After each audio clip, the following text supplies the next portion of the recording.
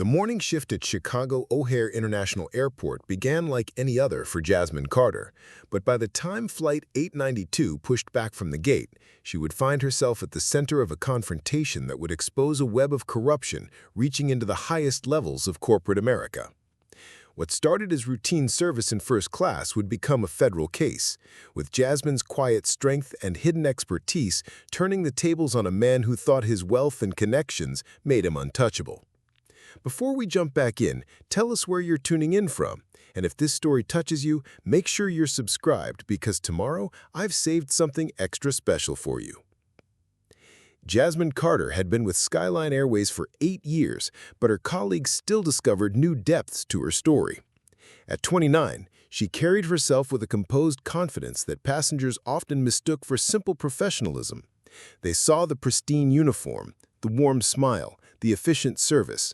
What they didn't see was the master's degree in criminal justice tucked away in her Chicago apartment, or the federal law enforcement certification she'd earned before choosing a different path. The decision to become a flight attendant hadn't been about settling for less. It had been about stepping away from a world that had consumed too much of her life. 3 years ago, Jasmine had been on track for a promising career with the Treasury Department's Financial Crimes Investigation Network. She had spent months working undercover operations, tracking money laundering schemes, building cases that could take years to see trial. The work was important, but it was also isolating, demanding, and ultimately cost her the relationship with her fiancé, who couldn't handle the secrecy and unpredictable schedule. When she'd submitted a resignation, her supervisor had been stunned. Few people walked away from federal law enforcement voluntarily, especially someone with Jasmine's aptitude for financial crime investigation. But Jasmine had been clear about her priorities. She wanted a career that allowed her to help people directly, to travel, to maintain boundaries between work and personal life. The airline industry had seemed like the perfect solution. Skyline Airways had been more than happy to hire someone with her background. Flight attendants with law enforcement training were valuable assets, especially on international routes where security concerns were heightened. Jasmine's personnel file noted her certifications in conflict de-escalation, emergency response, and federal procedures, though most passengers never had reason to discover these skills. Her apartment in Lincoln Park reflected this balance between her past and present. The living room held framed photos from her travels, souvenirs from destinations across 3 continents, and a collection of books ranging from true crime to travel memoirs. But tucked in a locked desk drawer were her Treasury Department commendations, her firearms qualifications, and a secure phone that still received occasional calls from former colleagues seeking consultation on complex financial cases. Jasmine maintained these connections not out of nostalgia, but out of practical necessity. The skills she'd developed in federal service weren't easily set aside, and she'd learned that airlines attracted their own share of individuals involved in questionable activities. Her unique background had proven valuable more than once, though always discreetly, always through proper channels. The morning of Flight 892 to Miami, Jasmine arrived at O'Hare 2 hours before departure, following her usual routine. She reviewed the passenger manifest with particular attention to first-class travelers, a habit from her federal days that had served her well in airline service. High-paying passengers sometimes came with high-maintenance attitudes, and forewarning helped her provide better service while maintaining cabin harmony. One name stood out: Vincent Blackwood, CEO of Meridian Financial Holdings. Jasmine recognized the company from her Treasury Department days. Meridian had been peripherally involved in several money laundering investigations, though never as a primary target. Blackwood himself had a reputation for aggressive business practices and was known to be litigious when challenged. The notes in his frequent flyer profile mentioned specific preferences and a tendency toward demanding behavior with crew members. Jasmine made a mental note, but didn't dwell on it. Difficult passengers were part of the job, and she'd handled far more challenging situations in her federal career. What concerned her more was ensuring that her service remained professional, regardless of any passenger's behavior or reputation. The pre-flight briefing went smoothly. Captain Maria Rodriguez, a 20-year veteran with an impeccable safety record, reviewed the flight plan and weather conditions.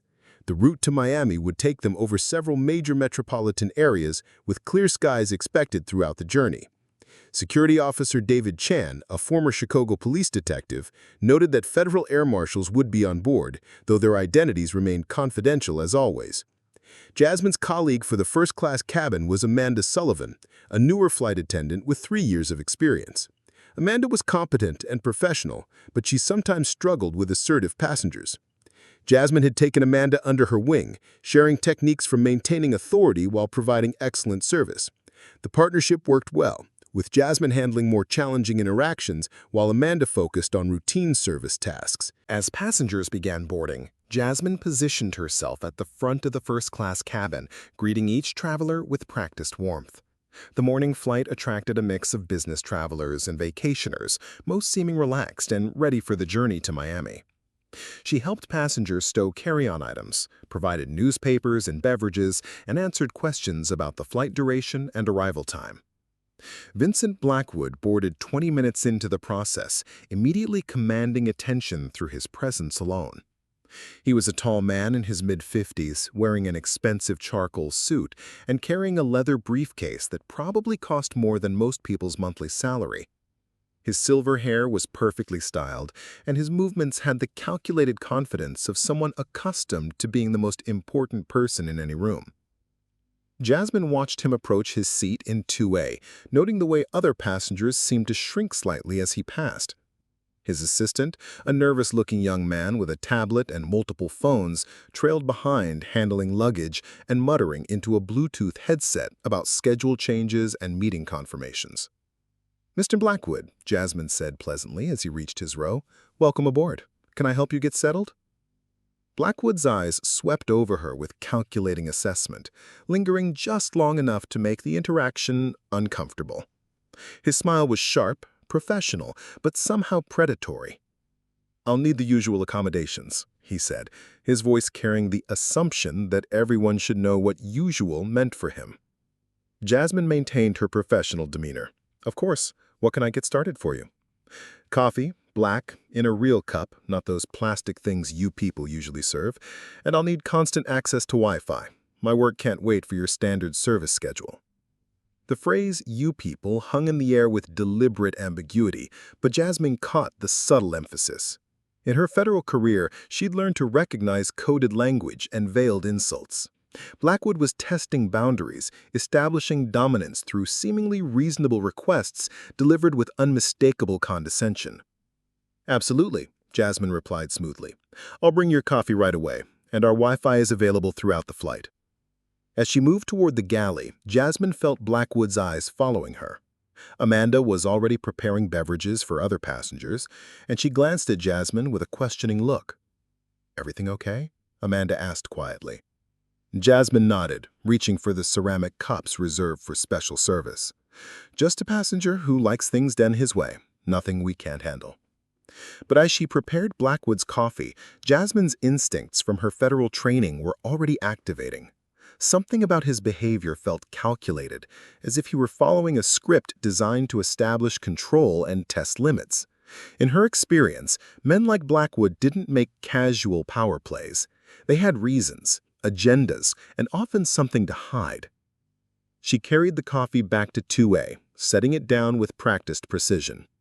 Blackwood took a sip without acknowledgement, his attention already focused on his phone. Jasmine turned to continue her pre-flight duties, but his voice stopped her. "Miss," he said, not looking up from his device, "I hope you understand that I have very specific expectations for service today. I trust you'll be able to meet them." The words were polite enough, but the tone carried an unmistakable threat. Jasmine had heard similar language from subjects under federal investigation, the careful phrasing of people who were used to getting their way through intimidation disguised as courtesy. "Absolutely," Jasmine replied smoothly. "I'll bring your coffee right away, and our Wi-Fi is available throughout the flight." As Captain Rodriguez's voice came over the intercom announcing their departure, Jasmine completed her safety checks with methodical precision. But part of her mind was already analyzing Vincent Blackwood, cataloging details that might prove important later. His expensive accessories, his aggressive confidence, his assumption that threats would ensure compliance. In her federal career, she'd learned that men like him often had more to hide than simple arrogance. Flight 892 pushed back from the gate exactly on schedule, beginning its journey toward Miami and toward a confrontation that would test everything Jasmine had learned about justice, courage, and standing up to power when it demanded submission.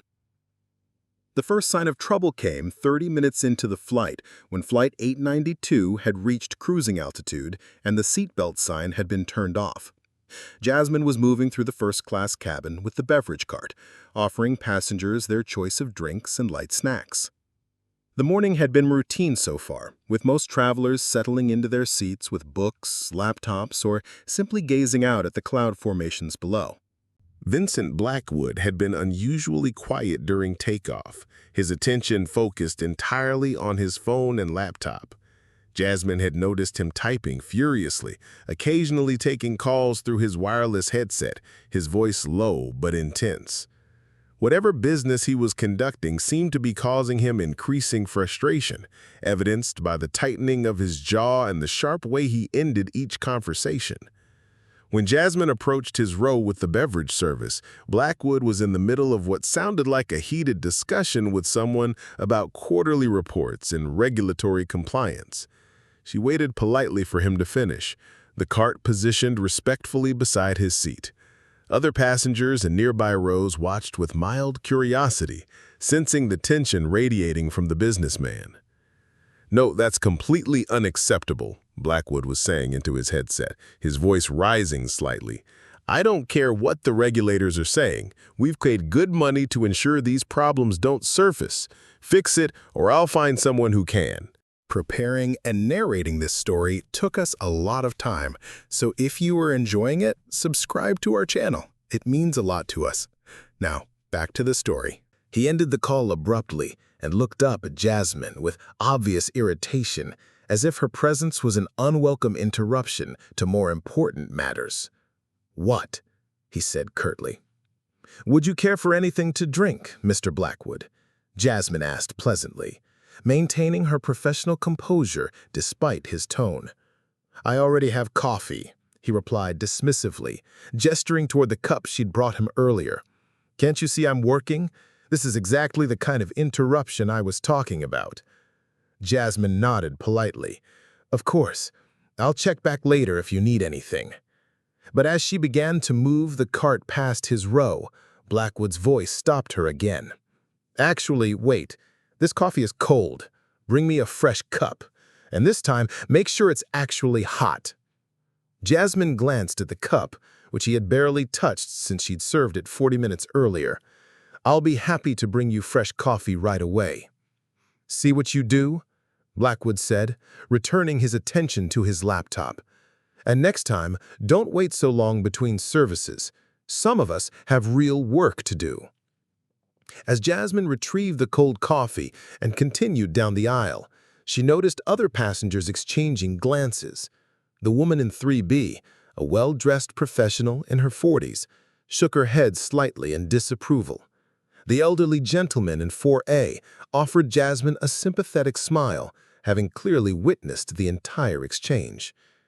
Amanda Sullivan was working the aft section of first class and had overheard the interaction. When Jasmine reached the galley, Amanda's expression was troubled. "He's being pretty demanding," she said quietly. "Nothing I can't handle," Jasmine replied, preparing a fresh cup of coffee. But privately, she was beginning to recognize a pattern. In her federal training, she'd learned about escalation tactics used by individuals who enjoyed exerting control over others. Blackwood's behavior had all the hallmarks of someone testing boundaries, seeing how far he could push before meeting resistance. When she returned with the fresh coffee, Blackwood accepted it without acknowledgement, immediately returning to his phone calls. But Jasmine noticed something else. He had positioned his laptop screen so that she could clearly see spreadsheets filled with financial data. Whether intentional or not, she caught glimpses of offshore account numbers and transaction records that triggered her Treasury Department training. "Yes, I understand the Cayman transfers need to be completed by Friday. The regulatory heat is getting too intense here. We need those assets moved before the audit deepens." Jasmine maintained her neutral expression, but her mind was racing. Offshore transfers during regulatory scrutiny was a classic pattern she'd investigated dozens of times in her federal career. Companies under investigation often moved assets to jurisdictions with banking secrecy laws, making it difficult for U.S. authorities to trace funds or freeze accounts. She continued with her service duties, but part of her attention remained focused on Blackwood's continuing phone conversations. Over the next 20 minutes, she heard references to expedited compliance, regulatory interference, and political solutions. The language was careful, coded in the way that experienced white-collar criminals used when they suspected their communications might be monitored. The situation escalated when Jasmine was serving lunch. She had just delivered meals to the passengers in rows 3 and 4 when Blackwood flagged her down with an impatient gesture. "This meal is completely unacceptable," he announced loudly, not even looking at the plate she had set before him. "I specifically requested the salmon, not this processed garbage." Jasmine checked her notes. "Mr. Blackwood, you didn't place a special meal request. We have the standard first-class lunch service today, which is grilled chicken with roasted vegetables." "Don't tell me what I did or didn't request," Blackwood snapped, his voice rising enough to draw attention from other passengers. "I've been flying this route for years, and I always get the salmon. Your failure to accommodate a loyal customer shows exactly what's wrong with this industry." The accusation was unreasonable, but Jasmine kept her voice calm and professional. "I apologize for any confusion. Let me see what other options we have available." "Oh, now there's confusion?" Blackwood stood up, his imposing height allowing him to look down at Jasmine in a way that felt deliberately intimidating. "First, you can't keep coffee hot. Then you can't take a simple meal order correctly. Maybe this job is just too complicated for someone like you." The phrase, "someone like you," hung in the air with unmistakable meaning. Several passengers turned to stare, and Jasmine felt the familiar knot in her stomach that came with recognition of discriminatory language. In her federal career, she'd encountered plenty of suspects who used coded racial language, thinking they were being subtle while making their prejudices crystal clear. "I understand you're frustrated, Mr. Blackwood," Jasmine said evenly. "Let me check with the galley about alternative meal options." But Blackwood wasn't finished. "Frustrated doesn't begin to cover it. I pay premium prices for first-class service, and what I get is substandard performance from someone who obviously doesn't understand the expectations of business travelers. Maybe you'd be more comfortable working in a coach where the standards aren't as high." The insult was delivered with a smile, but its intent was unmistakable. Around them, the first-class cabin had gone quiet, other passengers clearly uncomfortable with what they were witnessing. The woman in 3B was filming discreetly with her phone, while the gentleman in 4A looked like he wanted to intervene. Amanda Sullivan appeared at Jasmine's shoulder, having heard the raised voices from the galley. "Is everything all right here?" she asked, her voice professional but concerned. "Everything would be fine if your colleague here could handle basic service requirements," Blackwood replied, his tone dripping with condescension. "Though I suppose training standards have declined along with everything else in this industry." Amanda felt a flash of anger but kept it carefully controlled. Years of federal training had taught her to remain calm under pressure, to gather information while appearing non-threatening. She could see that Blackwood was enjoying the public nature of his complaints, feeding off the discomfort he was creating. "Mr. Blackwood," she said quietly, "I'm going to check on alternative meal options for you. In the meantime, I'd appreciate it if we could keep our discussion at a volume that doesn't disturb other passengers." Blackwood's eyes narrowed, as if her polite request for consideration was somehow an act of defiance. "Are you telling me how to conduct myself? I'm a paying customer, and I'll speak at whatever volume I choose. If other passengers don't like it, they can upgrade to a cabin where they don't have to listen to service failures being addressed." His voice had risen again, and now most of the first-class cabin was openly watching the confrontation. Jasmine noticed Captain Rodriguez emerging from the cockpit. Drawn by the disturbance, the pilot's trained eyes quickly assessed this situation, taking in Blackwood's aggressive posture and the uncomfortable expressions of nearby passengers. "Ladies and gentlemen," Captain Rodriguez announced calmly, "we're experiencing some light turbulence ahead. Please return to your seats and fasten your seatbelts." It was a diplomatic intervention, giving everyone an excuse to break the tension and reset the situation. But as passengers complied with the captain's request, Blackwood remained standing, his attention fixed on Jasmine with an intensity that felt threatening. "This conversation isn't over," he said quietly, his voice low enough that only she could hear. "I have connections throughout this industry, and substandard service has consequences. I suggest you remember that." The threat was unmistakable, delivered with the confidence of a man who was used to getting his way through intimidation. As Blackwood finally returned to his seat, Jasmine felt the weight of his stare following her movements. She had dealt with difficult passengers before, but this felt different. This felt personal, calculated, and dangerous. Amanda touched her arm gently. "Are you okay?" she whispered. Jasmine nodded, but inside, her federal training was sending warning signals. Vincent Blackwood wasn't just an entitled passenger having a bad day. He was a man who used power and intimidation as tools, and he had just marked her as a target. The false turbulence announcement had only provided a temporary reprieve. Within 15 minutes, Vincent Blackwood was back on his phone, this time making no attempt to lower his voice. His conversations had taken on an increasingly urgent tone, and Jasmine found herself inadvertently overhearing details that made her federal training instincts sharpen with each passing minute. "Listen carefully," Blackwood was saying into his headset, his finger jabbing at his laptop screen as if the other end could see his gestures. "The Senate hearing is next week. Senator Patricia Kellerman is asking too many questions about our compliance protocols. We need to ensure she understands the economic implications of over-regulation." Jasmine was refilling water glasses in the adjacent row, moving slowly to avoid drawing attention while her mind processed what she was hearing. Senator Kellerman was the chair of the Banking Subcommittee on Financial Institutions, and she'd been making headlines recently for her aggressive stance on offshore banking regulations. If Blackwood was discussing ways to influence a sitting senator, that crossed into territory that would interest her former colleagues at Treasury. "No, I don't want to hear about political donations or lobbying restrictions. There are other ways to ensure cooperation. Kellerman has a daughter at Georgetown Law, doesn't she? And wasn't there something about her husband's consulting firm having some irregular contract awards?" The implied threat hung in the air like a toxic cloud. Jasmine felt her stomach tighten as she recognized the classic pattern of political intimidation through family pressure. This was exactly the kind of corruption her Treasury Department team had worked to expose, the intersection of corporate power and political influence that undermined democratic institutions. Blackwood ended that call and immediately placed another, this time to someone he addressed as Marcus.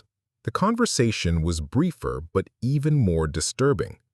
"The Chicago situation needs to be handled before I land in Miami," he said tersely.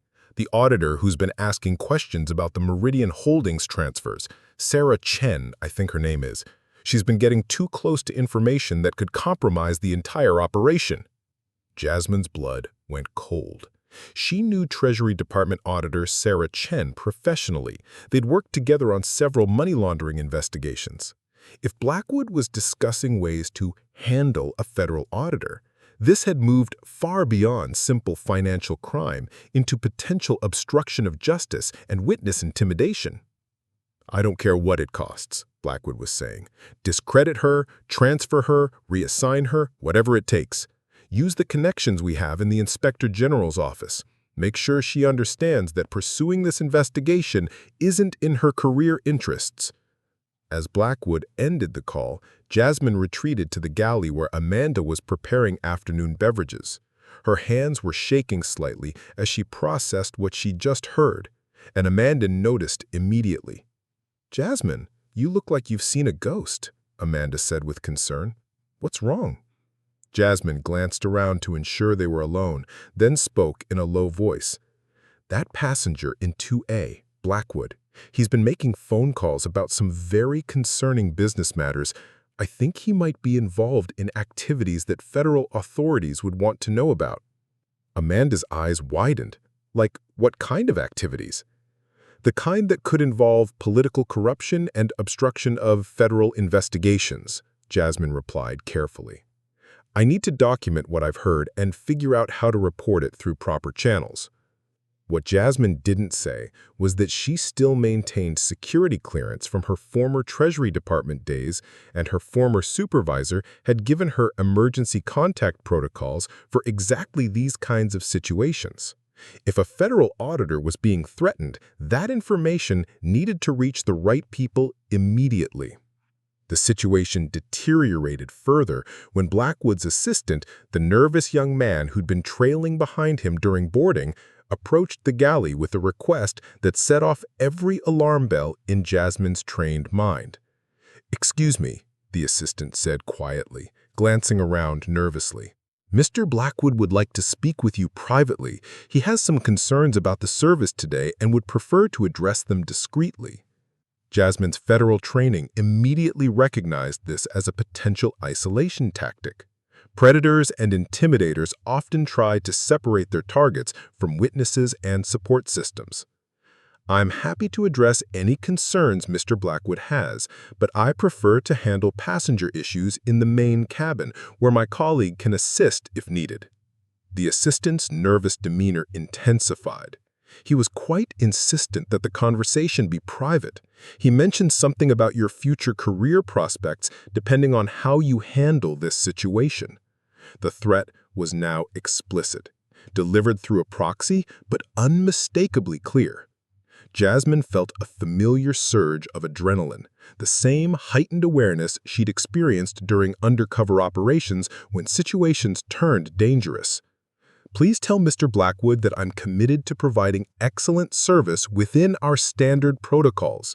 If he has specific concerns, I'm happy to have Captain Rodriguez address them with you."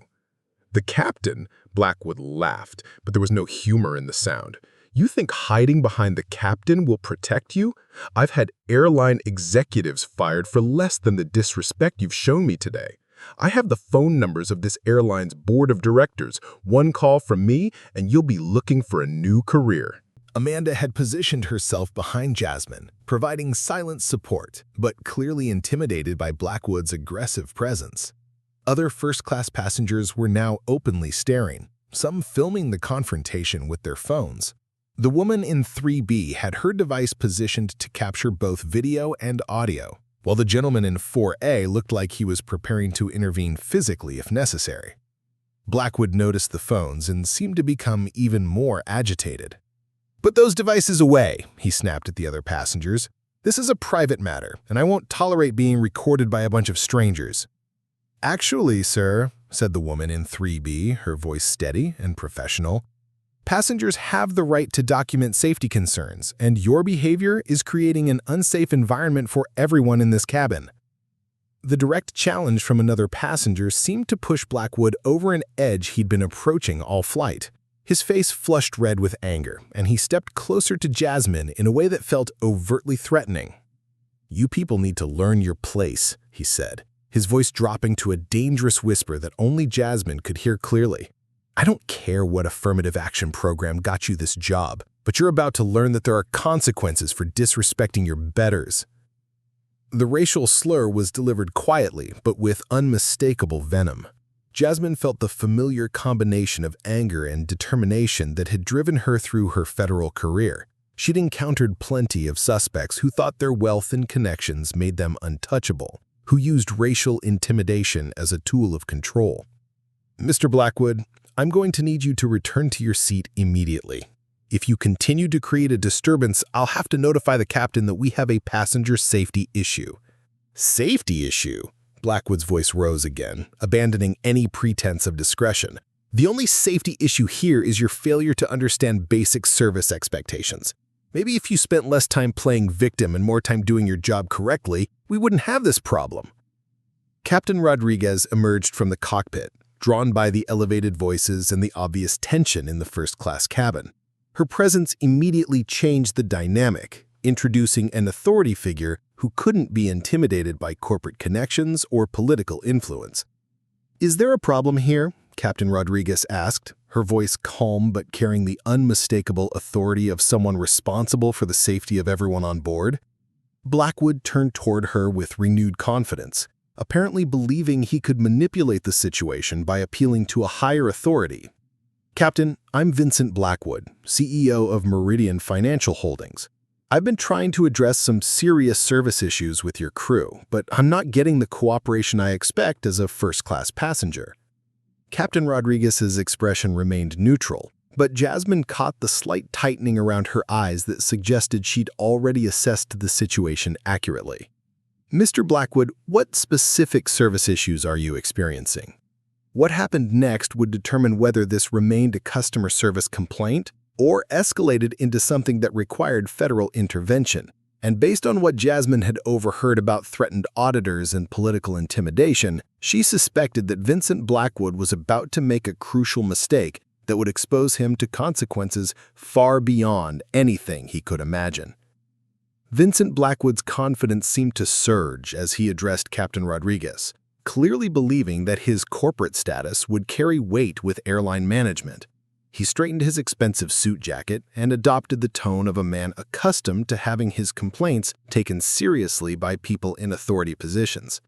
"Captain, I've been flying with this airline for over a decade. I've never experienced such unprofessional behavior from a crew member. This flight attendant has been argumentative, slow to respond to reasonable requests, and frankly, seems to have an attitude problem that reflects poorly on your airline standards." Captain Rodriguez listened without interruption, her expression remaining carefully neutral. But Jasmine caught the subtle way the captain's eyes moved, taking in the positions of passengers, noting the phone still recording, assessing the overall situation with the trained eye of someone responsible for maintaining order and safety at 30,000 feet. "Specifically," Blackwood continued, "I requested a simple meal accommodation, and instead of providing professional service, she became defensive and argumentative. When I tried to address the issue privately, she refused to have a reasonable conversation. This kind of behavior would be unacceptable in any professional environment, but it's particularly problematic when I'm paying premium prices for first-class service." The woman in 3B, who had been recording the entire confrontation, couldn't remain silent any longer. "Excuse me, Captain, but that's not what happened at all. This man has been verbally abusing your flight attendant for the past hour. He's made racist comments, threatened her job, and created a hostile environment for everyone in this cabin." Blackwood whirled toward her, his carefully constructed facade beginning to crack. "Ma'am, I don't know who you think you are, but this is a private matter between myself and the airline staff. Your interference is inappropriate and unwelcome." "Actually," the woman replied calmly, "I'm Federal Judge Rebecca Martinez from the Northern District of Illinois, and I've witnessed what amounts to workplace harassment and potentially criminal threatening behavior. So no, Mr. Blackwood, this is not a private matter anymore." The revelation hit the cabin like a thunderclap. Passengers who had been pretending not to listen suddenly became very interested in the proceedings. Blackwood's face went through a rapid series of expressions: surprise, calculation, and then a forced return to confidence as he processed this unexpected development. "Your Honor," he said, his tone becoming even more polished, "I think there may be some misunderstanding here. I have great respect for the federal judiciary, and I certainly never intended any behavior that could be construed as inappropriate. Perhaps we could discuss this matter more privately." Judge Martinez remained seated, but her voice carried the unmistakable authority of someone who presided over federal courtrooms. "Mr. Blackwood, I've observed you threaten this flight attendant's employment, use racially coded language, and attempt to intimidate her into private conversations. Additionally, I couldn't help but overhear your phone conversations discussing interference with federal auditor Sarah Chen's investigation and attempts to influence congressional oversight. Those aren't misunderstandings. Those are potential federal crimes." The shift in power dynamics was immediate and dramatic. Blackwood, who had been confident in his ability to intimidate airline employees, now found himself facing a federal judge who had witnessed his behavior firsthand. His assistant, still hovering nervously nearby, looked like he wanted to disappear entirely. Captain Rodriguez stepped forward, her training in crisis management evident in her calm demeanor. "Mr. Blackwood, I need you to return to your seat immediately. We'll be addressing this situation according to federal aviation regulations and airline policy." But Blackwood, perhaps sensing that his world was beginning to collapse around him, made a crucial mistake. Instead of de-escalating, he doubled down on his aggressive behavior, apparently believing he could still control the situation through intimidation. "This is ridiculous," he snapped, his voice rising to a level that could be heard throughout the first-class cabin.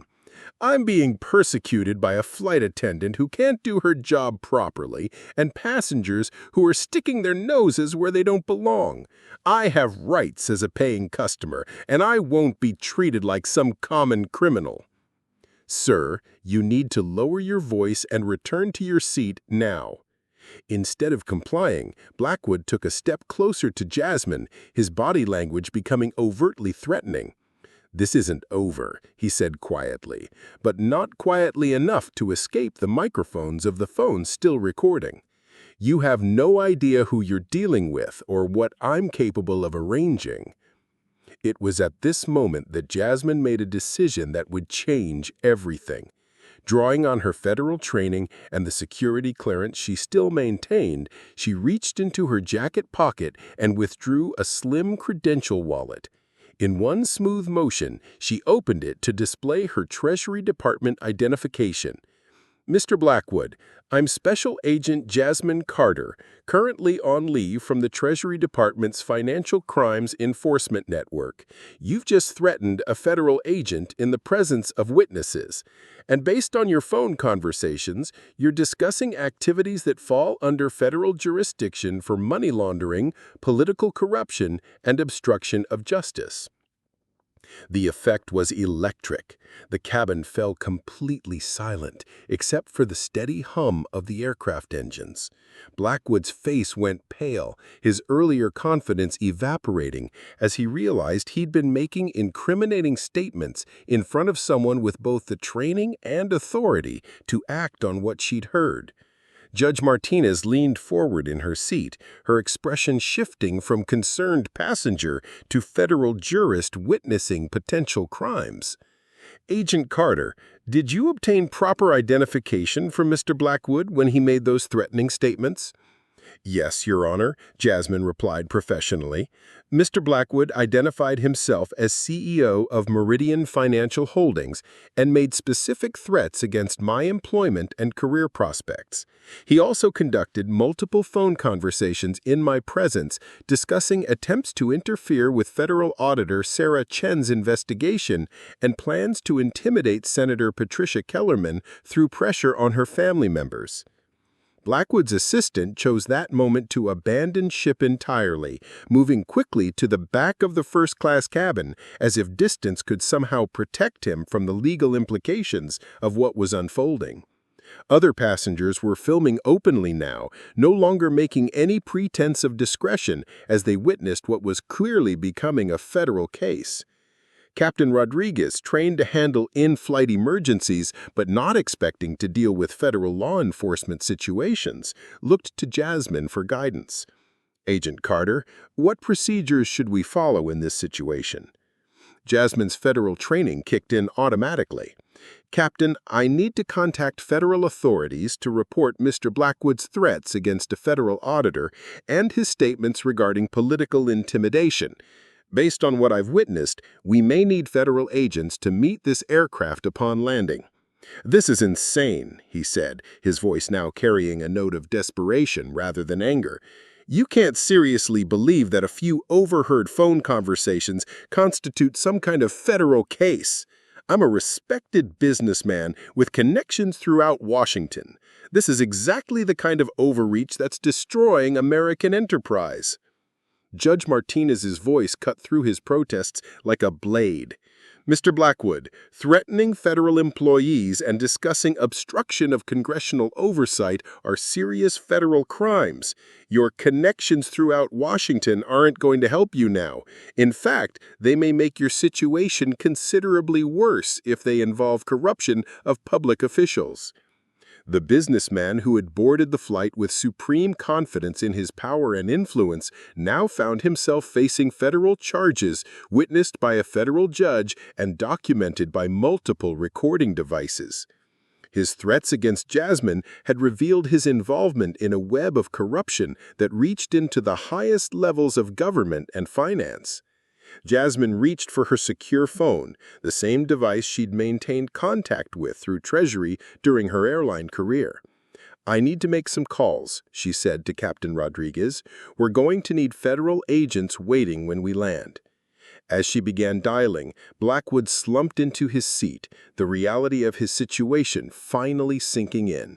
The man who thought he could intimidate a flight attendant into submission had instead exposed himself to federal prosecution with a federal judge as a witness and a federal agent as a victim. The flight to Miami was about to become the most expensive trip Vincent Blackwood had ever taken. The secure satellite phone connection crackled to life as Jasmine reached her emergency contact at Treasury headquarters. Deputy Director Michael Harrison answered on the first ring, his voice immediately shifting to high alert when he recognized Jasmine's identification code. "Carter, what's your status?" Harrison's voice was crisp, professional, cutting through any pleasantries. "I'm on Skyline Airways Flight 892, currently over Georgia en route to Miami," Jasmine reported quietly, positioning herself in the galley where she could speak without being overheard by other passengers. "I have a situation involving Vincent Blackwood, CEO of Meridian Financial Holdings. He's made direct threats against Treasury Auditor Sarah Chin and discussed plans to intimidate Senator Kellerman's family." The silence on the other end lasted several seconds before Harrison responded. "Blackwood's been on our radar for months. Sarah Chin's investigation has been getting resistance from some very high places. Are you certain about what you heard?" "Completely certain. He discussed moving Cayman Island assets before an audit deepens, mentioned having connections in the Inspector General's office to reassign Chin, and specifically talked about using Kellerman's daughter and husband as pressure points. All of this was said in my presence, while he was simultaneously threatening me for being black." Harrison's tone sharpened. "Jesus, Carter, you stumbled into the middle of Operation Clearwater. That's a joint Treasury FBI investigation into political corruption connected to offshore banking. How solid is your evidence?"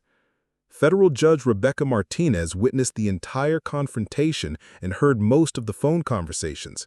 Multiple passengers recorded video. "And Blackwood has no idea I'm federal law enforcement. He thinks he's been threatening a flight attendant." "Outstanding work. I'm alerting the FBI Miami field office and Treasury investigative units. We'll have a full federal response team waiting when you land. Can you maintain surveillance until then?" "Affirmative. Captain Rodriguez is cooperating fully, and Judge Martinez is helping maintain order in the cabin." As Jasmine ended the call, she noticed Blackwood frantically typing on his laptop, simultaneously making phone calls.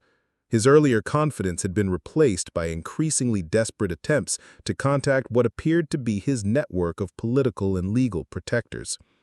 "Marcus, I need you to call Congressman Bradley immediately," Blackwood was saying into his headset, no longer caring who might overhear. "Tell him the Chicago situation has escalated beyond what we discussed. We need immediate intervention from friendly contacts in federal law enforcement." Judge Martinez caught Jasmine's eye and gestured subtly towards Blackwood's laptop screen, which was now displaying what appeared to be encrypted messaging applications. The judge had positioned herself to observe his digital communications, and her expression suggested she was seeing evidence of the broader conspiracy that Jasmine's phone calls had only hinted at. Captain Rodriguez returned from the cockpit carrying a secure communication device. "Agent Carter, I've been in contact with Miami Air Traffic Control. They're coordinating with federal authorities to ensure appropriate response teams are in position. I've also notified our corporate security office about the situation." "Thank you, Captain. Has Mr. Blackwood made any additional threatening statements?" "He's been on his phone constantly, and some of his language suggests he's trying to arrange interference with federal investigations. I've documented everything for my incident report." What happened next revealed the true scope of Blackwood's network and the desperation driving his actions. His assistant, who had been cowering in the back of the cabin, suddenly approached with a tablet displaying what appeared to be news alerts. "Mr. Blackwood," the assistant said nervously, "there are reports that federal agents raided the Meridian Holdings offices in Chicago about an hour ago. They're saying it's connected to the Senate banking investigation." Blackwood's face went ashen as he processed this information. The timing wasn't coincidental. Treasury and FBI had clearly been coordinating a broader operation, and his behavior on the flight had inadvertently provided federal agents with real-time intelligence about his attempts to obstruct their investigation. "Get Senator Williams on the phone immediately," Blackwood snapped at his assistant. "Tell him we need emergency intervention. The situation has moved beyond damage control." But when the assistant attempted to make the call, he turned back with obvious distress. "Sir, Senator Williams's office says he's unavailable and won't be taking calls regarding Meridian Holdings matters." The political protection that Blackwood had counted on was evaporating in real time. As news of the federal raid spread through his network, the politicians and officials who had previously provided cover were quickly distancing themselves from his operations. Judge Martinez leaned forward and spoke quietly to Jasmine. "Agent Carter, I'm seeing clear evidence of ongoing obstruction of justice. Mr. Blackwood is actively attempting to interfere with federal investigations while federal agents are executing search warrants." This goes far beyond the threats he made against you. Jasmine's secure phone buzzed with an encrypted message from Deputy Director Harrison. "Raids successful. Seized computers contain communications matching your intelligence. Blackwood's network was compromised at the highest levels. Maintain surveillance. Additional charges being prepared." As Flight 892 continued its approach toward Miami, Vincent Blackwood was making increasingly desperate attempts to salvage his situation. But each phone call only provided federal investigators with more evidence of his attempts to obstruct justice, intimidate witnesses, and corrupt federal officials. The man who had boarded the flight, confident in his power and connections, was about to land in federal custody, facing charges that could result in decades in federal prison. And it had all started because he thought he could intimidate a flight attendant who turned out to be a federal agent. Captain Rodriguez announced their final descent into Miami, but for Vincent Blackwood, the real journey was just beginning. Federal agents, Treasury investigators, and prosecutors were waiting on the ground with evidence that would dismantle his entire operation. The racist attack that was supposed to humiliate Jasmine Carter had instead exposed a corruption network that reached into the highest levels of American government. Miami International Airport's federal law enforcement response was unlike anything the airport had seen in recent memory. As Flight 892 approached the gate, ground control directed the aircraft to a remote terminal area typically reserved for international security operations. Through the cabin windows, passengers could see multiple black SUVs, unmarked federal vehicles, and what appeared to be a mobile command center positioned near the jet bridge. Captain Rodriguez made a calm announcement to the cabin. "Ladies and gentlemen, we'll be deplaning through a special procedure today due to a federal law enforcement matter. Please remain seated until called upon by the authorities. Your cooperation is appreciated." Vincent Blackwood stared out his window at the assembled federal response, his face a mask of barely controlled panic. The reality of his situation had fully sunk in during the final minutes of the flight, as his attempts to reach political contacts had failed one by one. His assistant sat rigidly in the adjacent seat, clutching his tablet like a lifeline, while avoiding eye contact with anyone. The first person to board the aircraft was FBI Special Agent Sarah Martinez, a veteran investigator with the Economic Crimes Unit. She was followed by Treasury Special Agent David Chen, Senior Investigator Lisa Thompson from the Justice Department's Public Integrity Section, and Miami-Dade Police Detective Carlos Rodriguez, who served as liaison for local law enforcement coordination.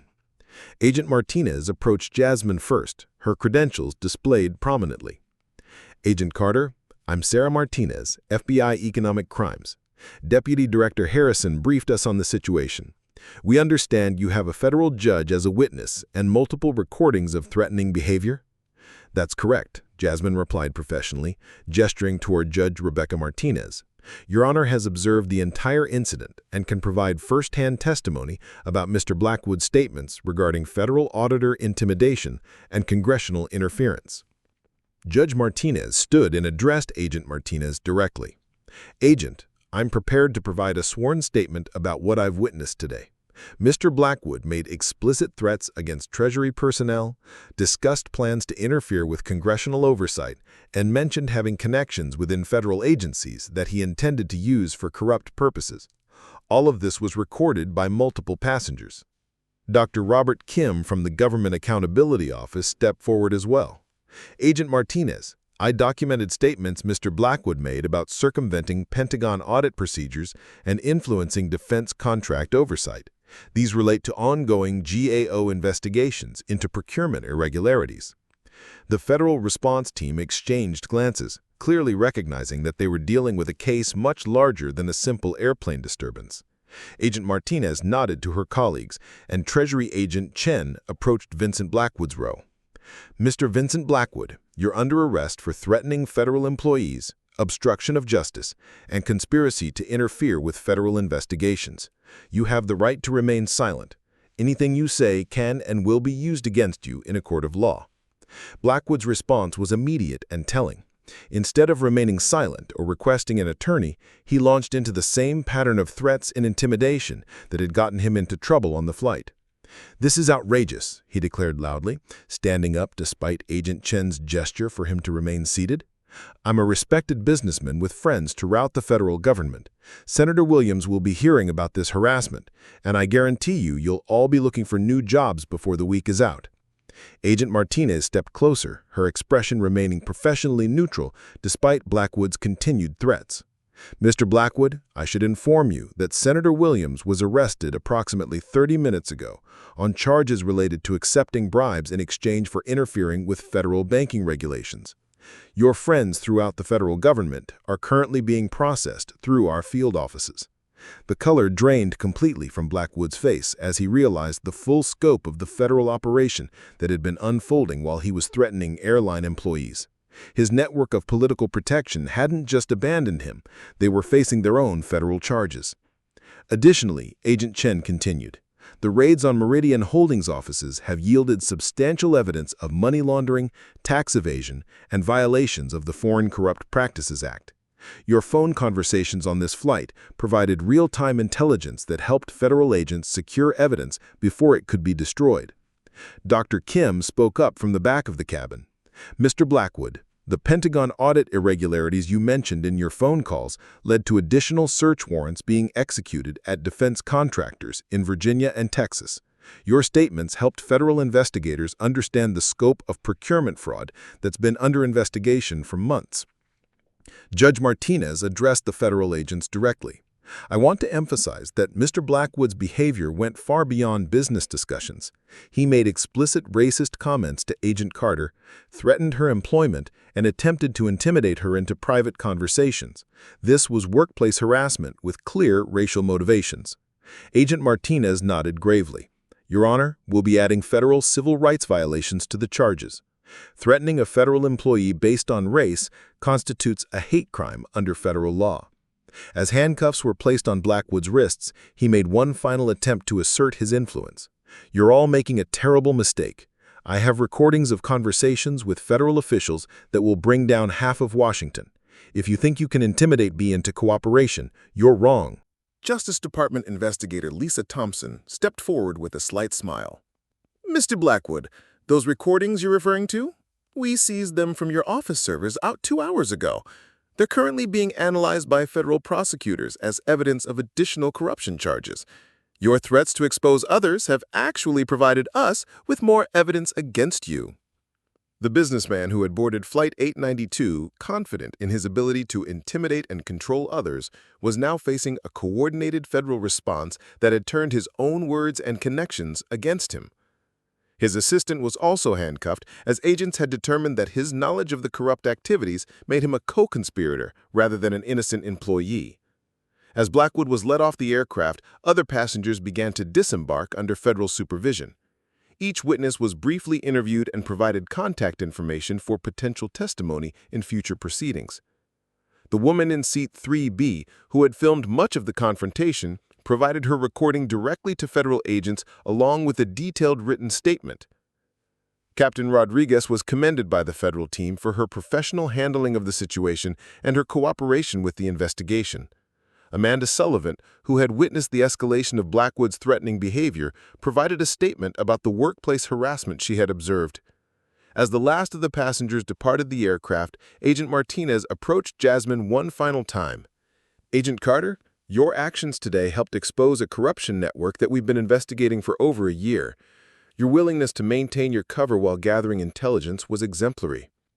Jasmine looked back at the now empty first-class cabin where Vincent Blackwood had thought his wealth and connections made him untouchable. He made it easy by assuming that a black flight attendant couldn't be anything more than what he saw on the surface.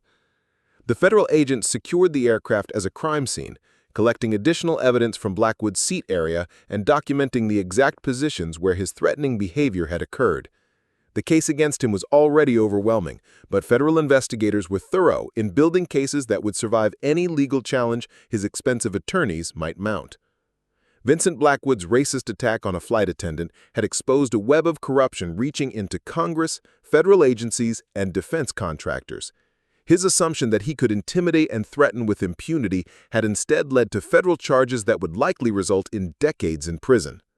Justice had been served at 30,000 feet, and the landing was just the beginning of accountability for a man who had thought himself above the law. 18 months after Vincent Blackwood's handcuffs clicked shut on the jet bridge at Miami International Airport, Jasmine Carter found herself in a place she had never imagined, testifying before the United States Senate Committee on Banking, Housing, and Urban Affairs. The same Senator Patricia Kellerman who had been targeted by Blackwood's intimidation schemes now sat as committee chair, leading a comprehensive review of financial crime enforcement protocols that had emerged from the investigation.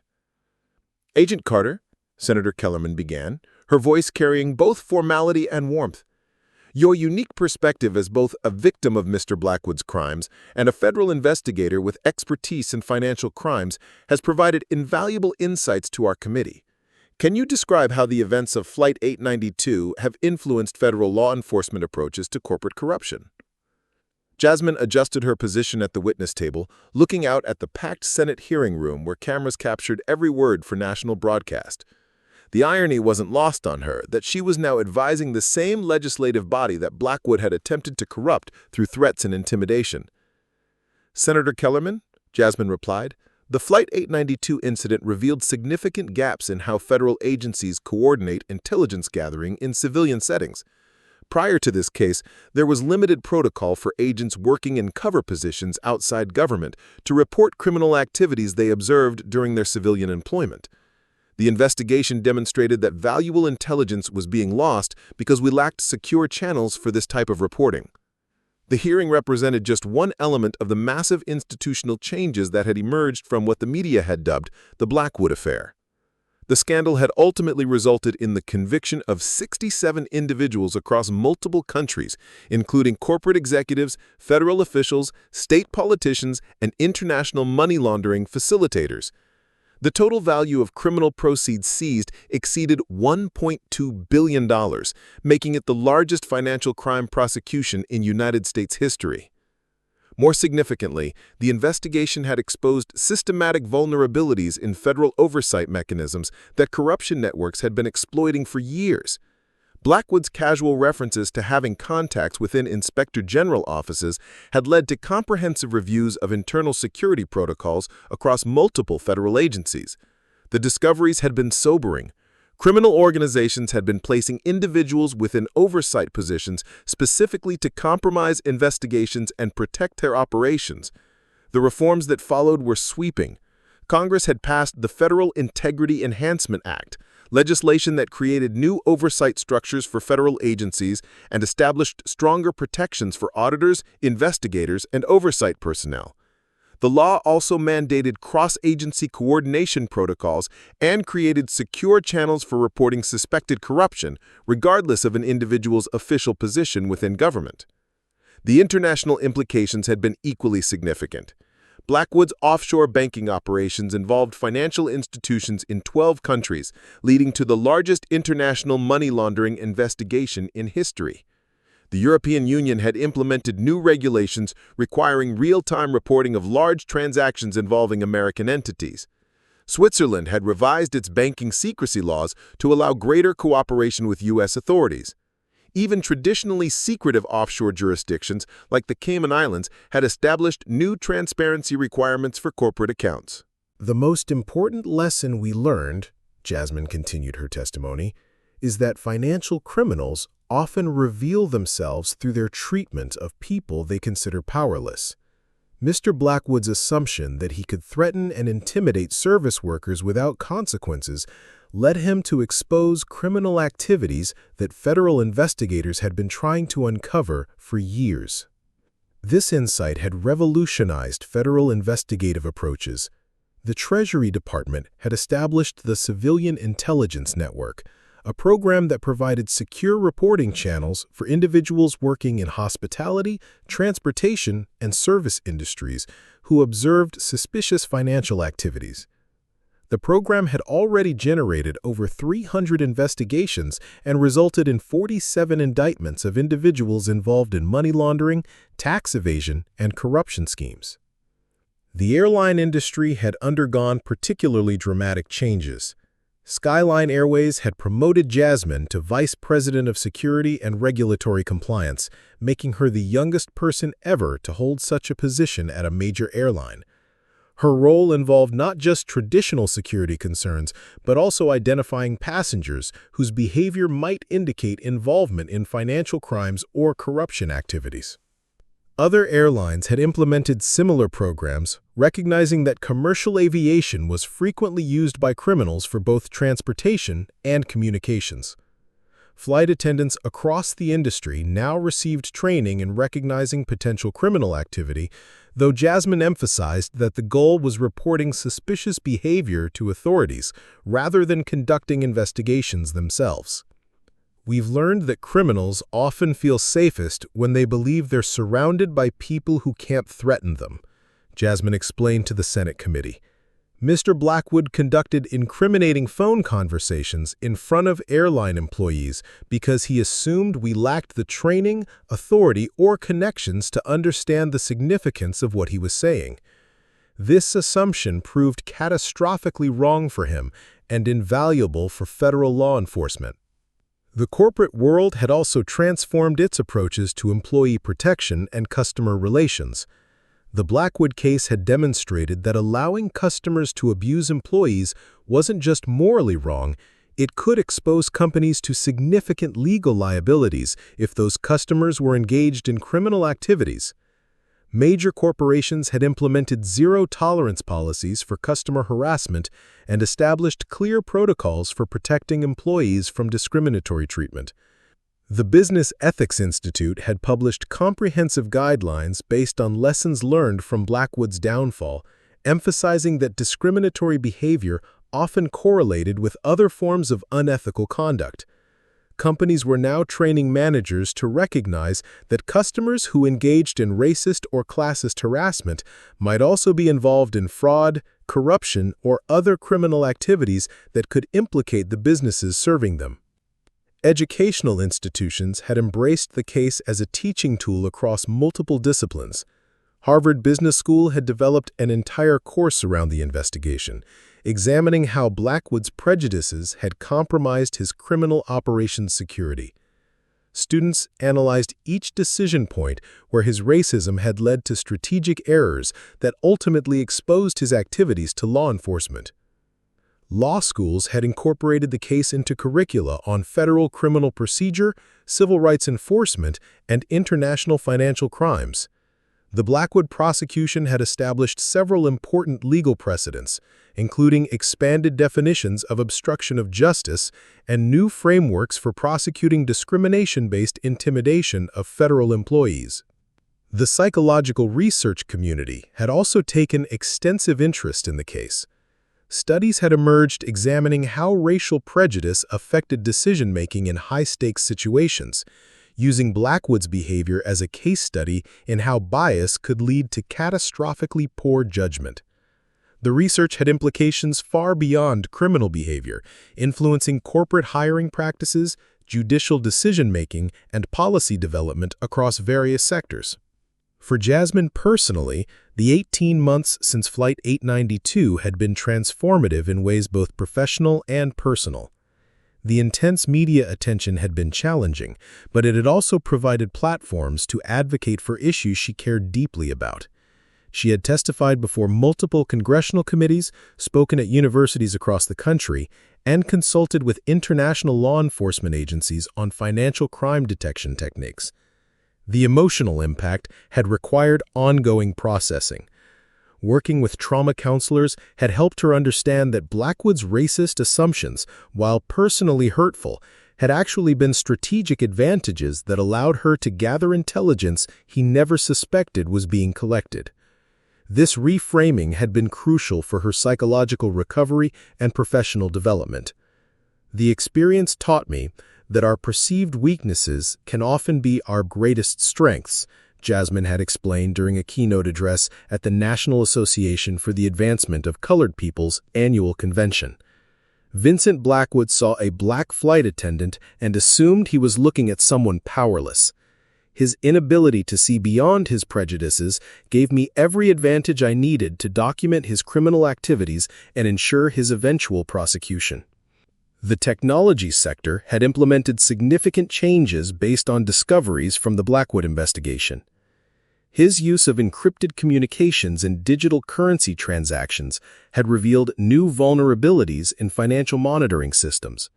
Major technology companies had developed new tools for detecting suspicious transaction patterns and had established cooperation protocols with federal law enforcement agencies. Cryptocurrency regulations had been substantially strengthened after investigators discovered that Blackwood's network had been using digital currencies to move illegal proceeds across international borders. The Securities and Exchange Commission had implemented new reporting requirements for digital asset transactions, and the Treasury Department had established new oversight mechanisms for cryptocurrency exchanges. The international law enforcement community had embraced the investigative techniques that emerged from the Flight 892 incident. Interpol had established new protocols for sharing intelligence about financial crimes observed in civilian settings. The Financial Action Task Force had updated its guidelines to include recommendations for detecting money laundering activities in transportation and hospitality contexts. Several countries had requested training programs based on Jasmine's experience and the investigative methods that had been developed from her observations. She had traveled to the United Kingdom, Germany, Japan, and Australia to share insights with international law enforcement agencies about recognizing financial crimes in civilian settings. The media coverage had evolved far beyond the initial viral videos of Blackwood's arrest. Serious journalism had emerged, examining the broader implications of the case for corporate accountability, racial justice, and federal law enforcement effectiveness. The New York Times had published a series of investigative articles tracking the international money laundering network that Blackwood's phone calls had exposed. The Washington Post had examined the political corruption connections that had been uncovered during the investigation. Documentary filmmakers had produced works that explored different aspects of the case's significance. Hidden in Plain Sight had won multiple awards for its examination of how service workers often observed criminal activities that law enforcement agencies struggled to detect. The Price of Prejudice had analyzed how Blackwood's discriminatory attitudes had compromised his criminal operations security. Justice Served had followed the international investigation that emerged from his airplane threats. As Jasmine concluded her Senate testimony, she reflected on how a routine work shift had evolved into a moment that reshaped federal law enforcement, corporate governance, and social attitudes about dignity and respect in professional settings. Senator Kellerman, she said in response to the committee chair's final question, "The most important outcome of this entire experience isn't the number of people prosecuted or the amount of money recovered. It's the recognition that every person, regardless of their visible role or position, deserves to be treated with dignity and respect." Vincent Blackwood's failure to understand this basic principle didn't just make him morally wrong, it made him criminally vulnerable. The committee room erupted in applause, but for Jasmine, the real satisfaction came from knowing that her experience had created protections for countless other workers who would never have to endure what she had faced on Flight 892. The empty first-class seat where Vincent Blackwood had once sat in arrogant supremacy had become a symbol of how quickly power structures could shift when prejudice encountered preparation, expertise, and an unwillingness to accept abuse as inevitable. The legacy of Flight 892 would continue for decades, embedded in federal law, corporate policy, international agreements, and cultural attitudes that recognize the fundamental truth Blackwood had been too prejudiced to see. Authority and expertise exist in places where bias doesn't expect to find them, and underestimating others based on race, class, or occupation remains one of the most dangerous mistakes anyone can make. Up next, you've got two more standout stories right on your screen. If this one hits the mark, you won't want to pass these up. Just click and check them out. And don't forget to subscribe and turn on the notification bell so you don't miss any upload from us.